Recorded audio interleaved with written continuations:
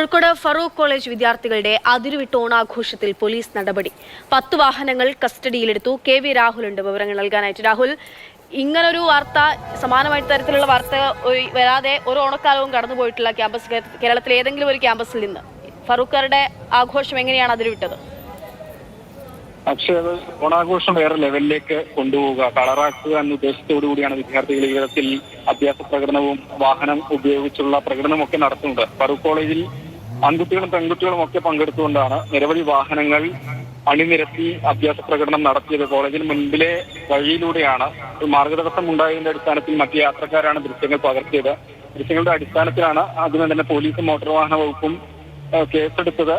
Motor വാഹന വകുപ്പ് വാഹനങ്ങൾക്ക് പിഴ ചുമത്തിയിട്ടുണ്ടെന്നതാണ്. മാർഗതടസ്സം ഉണ്ടാക്കുക, അപകടകരമായ രീതിയിലുള്ള വാഹനം ഓടിക്കൽ എന്നീ വകുപ്പുകളാണ് ഫറൂഖ് പോലീസ് വകുപ്പുകൾ ചുമത്തിയാണ് പോലീസ് കേസെടുത്തത്. എന്ന അടിസ്ഥാനത്തിലാണ് ഇപ്പോൾ വാഹനങ്ങൾ ഇങ്ങനെ അണിനിരുന്ന 10 വാഹനങ്ങൾ കസ്റ്റഡിയിൽ എടുത്തിട്ടുള്ളത്. ഒപ്പം ഇതിന്റെ ഉടമകൾക്ക് ഹാജരാകണമെന്ന് ആവശ്യപ്പെട്ട നോട്ടീസും പോലീസ് നൽകിയെന്ന് തന്നെയാണ് മനസ്സിലാക്കുന്നത്. കർശനമായ നടപടിയാണ്. എല്ലാ വർഷവും ബന്ധപ്പെട്ട വകുപ്പുകൾ വിധത്തിൽ മുന്നറിയിപ്പ് നൽകാറുണ്ട്, അഭ്യാസ പ്രകടനങ്ങൾ നടത്തരുത് എന്നൊക്കെ. പക്ഷേ ഓണമാണ്, അത് വേറെ തലത്തിലേക്ക് ആഘോഷം എത്തിക്കുക എന്ന ഉദ്ദേശത്തിൽ പല രീതിയിലാണ് മാർഗങ്ങൾ വിദ്യാർത്ഥികൾ തേടാറുള്ളത്.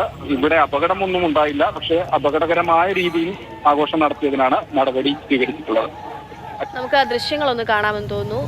കറുപ്പുടുപ്പൊക്കെ ഇട്ട് കാണാനൊക്കെ അതിസുന്ദരന്മാരും സുന്ദരിമാരുമായിട്ടാണ് ഓണം ആഘോഷിച്ചത്. പക്ഷെ കുറച്ചുകൂടി പോയി.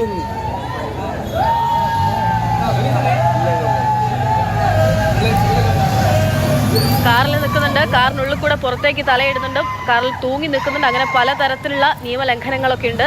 പ്രിയപ്പെട്ട കുട്ടികളെ, നിങ്ങളൊക്കെ അറിയുന്നുണ്ടാവും, നമ്മുടെ ഗതാഗത നിയമമൊക്കെ അത്രമേൽ കടുപ്പിച്ചിട്ടുണ്ട്. അപ്പോൾ നിങ്ങൾ ഈ കളിക്കുന്നതും കാണിക്കുന്നതും ഒക്കെ ദൃശ്യങ്ങളൊക്കെ ക്യാമറകളിലൊക്കെ അതെല്ലാം പിടിക്കുന്നുണ്ട്. അതിനപ്പുറത്തേക്ക് നിങ്ങൾ ആലോചിക്കേണ്ടത് ഇതൊക്കെ അപകടം വരുത്തുന്നതാണ്. അപ്പോൾ ആഘോഷിക്കൂ, നന്നായി ആഘോഷിക്കണം ഓരോ നിമിഷവും. പക്ഷേ നമ്മുടെ ജീവൻ അപകടത്തിലാകും വിധമാവരുത് ഒന്നും.